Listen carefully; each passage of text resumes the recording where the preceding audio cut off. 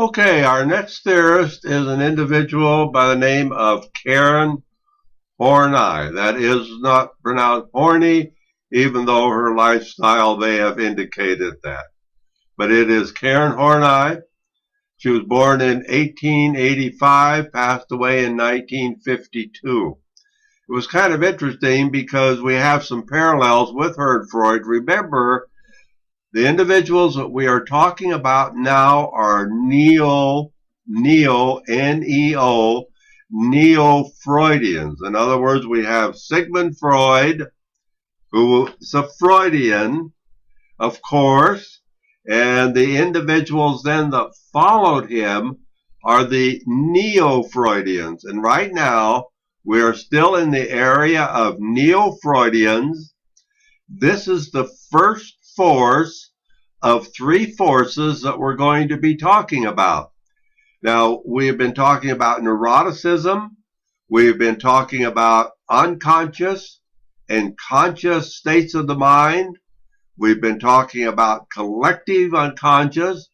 And with Adler, we talked about striving towards superiority, overcoming complexes. Well, with Karen Horney, we're talking about neuroticism. Now, there's various terms of neuroticism, and the word neurotic was removed from the DSM, the Diagnostic and Statistical Manual, that is used by psychiatrists and psychologists and therapists and any other individual that is interested in mental disorder. Right now we have what is called the DSM-5. It's the 5th edition. That's preceded by 4 previous editions. Getting back to the word term neurotic. Neurotic was removed from the DSM and was not to be used by the psychological community. Why? Because it was a Freudian term. This shows some of the animosity and hatred toward Freud. Nonetheless, Karen Horney took the word neurosis, and we can distinguish between neurosis and psychosis by an illustration that's given that a neurotic will build a castle in the sand. In other words, it is a thought process. A psychotic will live in that castle, and we'll be talking about that some more. But a neurotic individual basically knows what they are doing may not conform to reality, or anyway they can go ahead and relate to reality and relate to their behavior, where a psychotic individual is removed basically from reality, and because of their thought process, they have a psychotic tendency. They are living in the castle. Well, Karen Horney, somewhat similar to Freud, had parents that were 18 years apart. Father was kind of uncaring, maybe even considered harsh, where the mother was a very caring individual.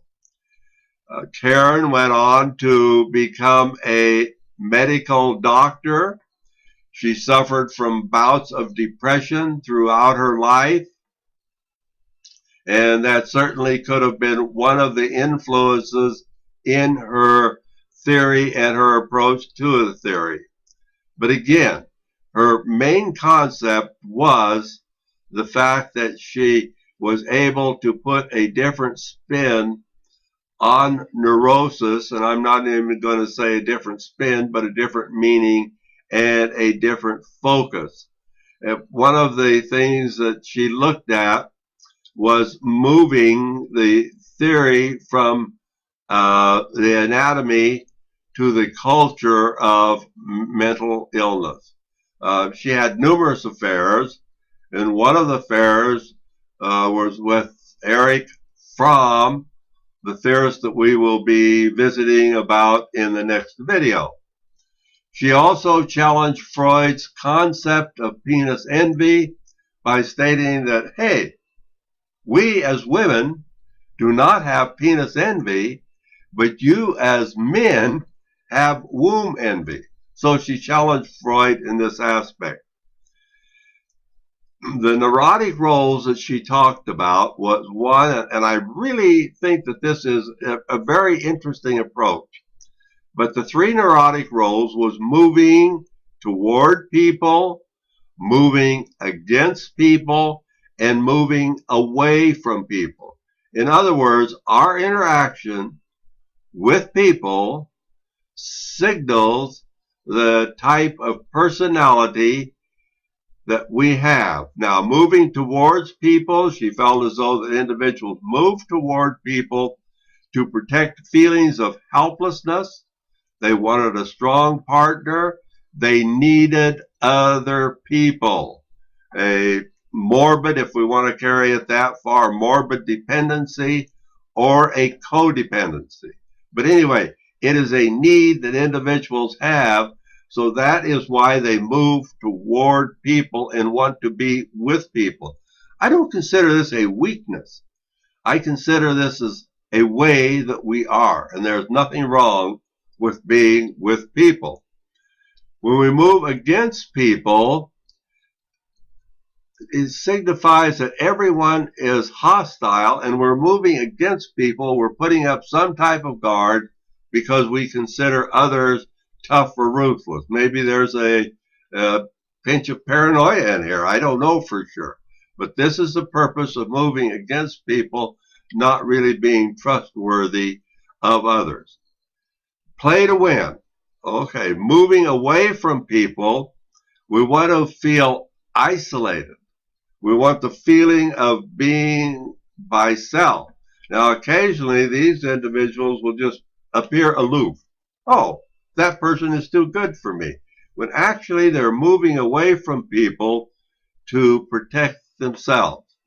On page 174, there are 10 neurotic needs that Karen Horney suggested and postulated, and I really feel as though it is important to go over these. I think that they are very well stated, and we will be discussing them possibly in assignments.